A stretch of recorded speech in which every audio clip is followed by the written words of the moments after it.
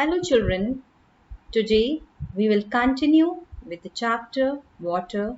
This is part 2 of this chapter. In this chapter, we will learn about what are ocean currents, types of currents, cold surface ocean currents, warm surface ocean currents, effects of ocean currents, and the case study Tsunami in South India 2004. What are ocean currents? Ocean currents constitute. What are ocean currents? Ocean currents constitute a large mass of water flowing along a fixed path on the surface of the ocean continuously. A current may be swift with a speed of up to 10 kilometers per hour, or it may be broad and slow moving at an average speed of 2 kilometers per hour. The slow currents are called ocean drift.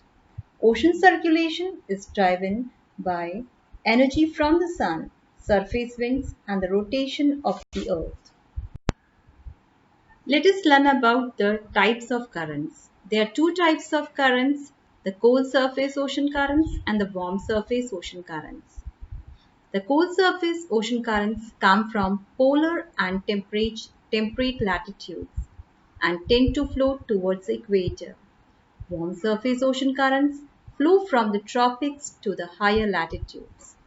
Both are driven by atmospheric winds and the Earth's rotation. This coriolis effect causes the water to flow in a circular pattern clockwise in the northern hemisphere and the counterclockwise in the southern hemisphere. Now let us know about the factors which cause ocean currents, the prevailing winds and the differences in temperature and salinity.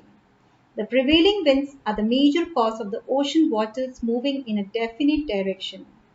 The pushing action of these winds makes the waters flow as they do. Like the planetary winds, currents are deflected from their original path due to the rotation of the earth.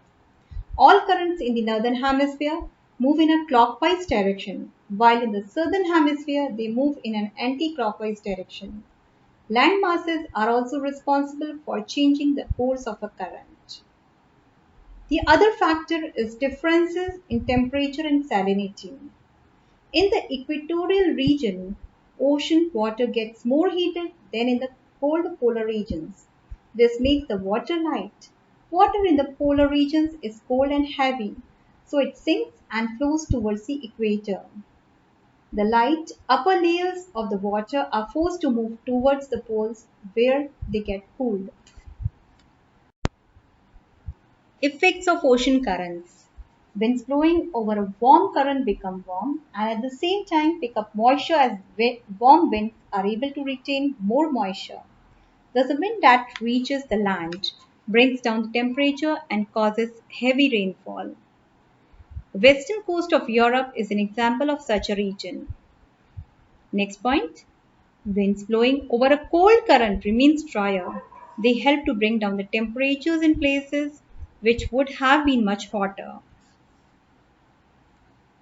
Such cold winds have little moisture and bring little or no rainfall over the coastal regions where they blow. Places where cold and warm currents meet are ideal for the growth of plankton. These are very small organisms which are food for fish. These regions thus support a great number of fish. They have developed into major fishing grounds of the world. Some other effects of ocean currents. Dense fog is formed where cold and warm currents meet, and these places may be dangerous for ships.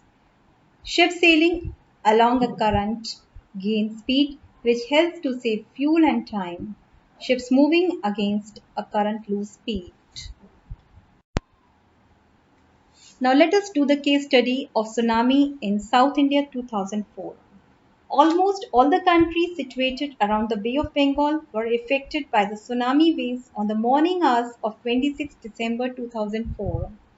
The killer waves were triggered by an earthquake measuring 9.0 on the Richter scale that had an epicenter close to the west coast of Sumatra in Indonesia. The Indian plate went under the Burma plate and there was a sudden movement of the seafloor causing the earthquake. The ocean floor was displaced by 15 to 20 meters and tilted downwards. Such a drastic and sudden change on the ocean floor caused a massive disturbance in the waters and caused waves which moved at very high speeds nearing 800 kilometers an hour. Such waves of high intensity came in contact with the land masses of many southern states of India, including the Union Territory of Andaman and Nicobar Islands and also Sri Lanka. The waves came into the shoreline and caused huge losses to life and property. Tsunami in South India 2004, it brought a lot of destruction to life and property. In certain islands of the Nicobar group of the water went over the entire island, wiping away all human and animal life and causing destruction of huge amount of foliage. The Indira Point in Nicobar, which is the southern tip of India, saw such a change in its geography that the shoreline changed its location and the edge of land went permanently underwater.